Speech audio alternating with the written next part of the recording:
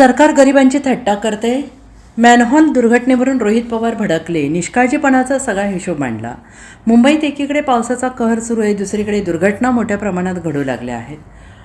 काही दिवसांपूर्वी शाळेच्या बसवर झाड कोसळून विद्यार्थ्याचा मृत्यू झाला आहे. त्यानंतर साकीनाक्यावर मॅनहोलमध्ये पडून एका व्यक्तीचा मृत्यू झाला आहे. आणि या सर्व दुर्घटनेवरून शरद पवार गटाचे आमदार रोहित पवार यांनी महायुती सरकारवर संताप व्यक्त केला आहे. सरकार गरिबाची थट्टा करते असं म्हणत रोहित पवार यांनी सत्ताधाऱ्यांवर टीकेचे आसूड ओढलेत. मुंबईच्या साकीनाक्यातील मॅनहोल दुर्घटना प्रकरणी पीडित कुटुंबाचे आमदार रोहित पवार यांनी भेट घेतली. या भेटीनंतर रोहित पवार यांनी माध्यमांशी संवाद साधला. यावेळी रोहित पवार यांनी म्हटले की मुंबईला किती अधिकाऱ्यांची गरज होती आणि किती अधिकारी देण्यात आले याचा अभ्यास केला पाहिजे. पालिकेचे अधिकारी हे कनिष्ठ अधिकाऱ्यांवर प्रकरण ढकलून मोकळे होत आहेत, हे योग्य नाही. बड्या अधिकाऱ्यांवर कारवाई झाली पाहिजे अशी आमची मागणी आहे. वर्षभरात मॅनहोलवर जाळी लावणे, गटार साफ करणे यासाठी 250 कोटी रुपये महापालिका खर्च करत असते. 250 कोटी खर्च करूनही जाळ्या व्यवस्थित लावल्या जात नाही. ते जून महिन्यात पाऊस येतो, त्यामुळे मे महिन्यात सर्व कामे व्हायला पाहिजे होती. दुर्दैवाने ते काम झालं नाही, तर हे अयोग्य आहे. मॅनहोलला 100% जाळ्या लावण्याचे आश्वासन देण्यात आलं होतं, मग आत्तापर्यंत जाळ्या का लावल्या नाहीत? दरवर्षी 6 ते 7 जण मॅनहोलमध्ये पडून मृत्युमुखी पडतात आणि या घटनेला महापालिका जबाबदार आहे. पालिकेवरील सत्ताधारी जबाबदार आहेत. सामान्य लोक मॅनहोलमध्ये पडत आहेत. लहान मुलांच्या अंगावर झाडं पडत आहेत. आणि त्यानंतर भाजपाचे मुंबई अध्यक्ष अमित साटम हे विधानसभेत येऊन थट्टा करत आहेत. हे सरकार निर्लज्ज झालं आहे. यांना गरिबांचं पडलेलं नाही. त्यामुळे आमचं ठाम मत आहे, मुंबई महापालिकेच्या आयुक्तांसहित इतर अधिकाऱ्यांना दोषी धरलं पाहिजे असं म्हणत रोहित पवार यांनी महायुती सरकारवर टीका केली आहे. असलम शेख हे काल सकाळी 11 वाजता आपल्या घराच्या आसपास कामानिमित्त बाहेर गेले असताना एक मॅनहोल म्हणजे गटरचं चेंबर हे उघडं असल्यामुळे त्यात ते पडले आणि दुर्दैव असं त्याच्यामध्ये त्यांचा मृत्यू झाला. 2 तासानंतर त्यांची डेथ बॉडी तिथं मिळाली.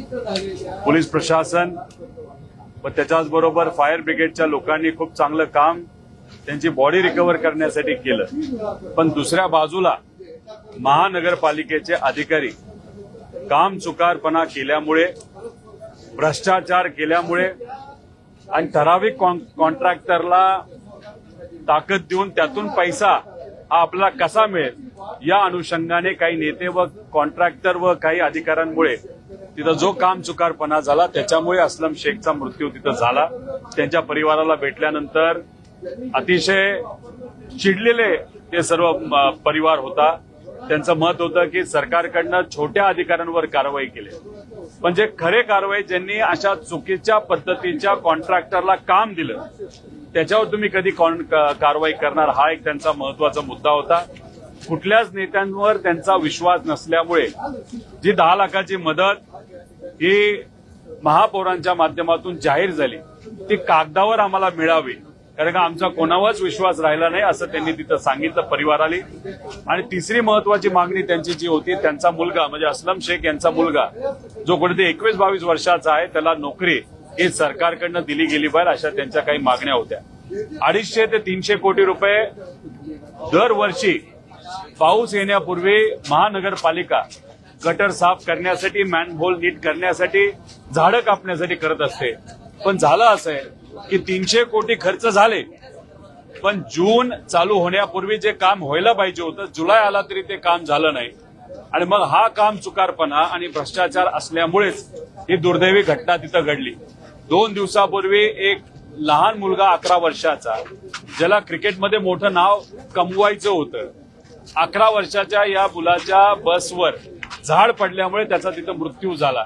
याला पूर्णपणे कोण जबाबदार असेल तर हे महानगरपालिकेचं शासन आहे, प्रशासन आहे असं आमचं ठाम मत आहे. 1,10,00,000 रुपये जाहीर झाले म्हणजे विषय संपतो असं नाही.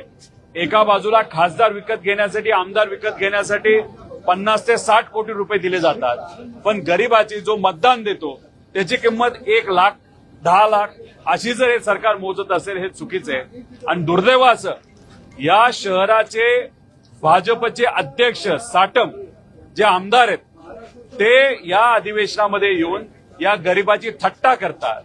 जो लहान मुलगा झाड पडून वारला, त्याचा मृत्यू झाला, व तसंच असलम शेख जे त्या मॅनहोलमध्ये पडून गेले, या दोघांचा त्यांच्या दुर्दैवी मृत्यूची थट्टा हे भाजपचे अध्यक्ष साटम भाऊ जर करत असतील तर भाजपकडनं त्यांच्यावर कारवाई सुद्धा केली पाहिजे, अशी आमच्या सगळ्यांची मागणी.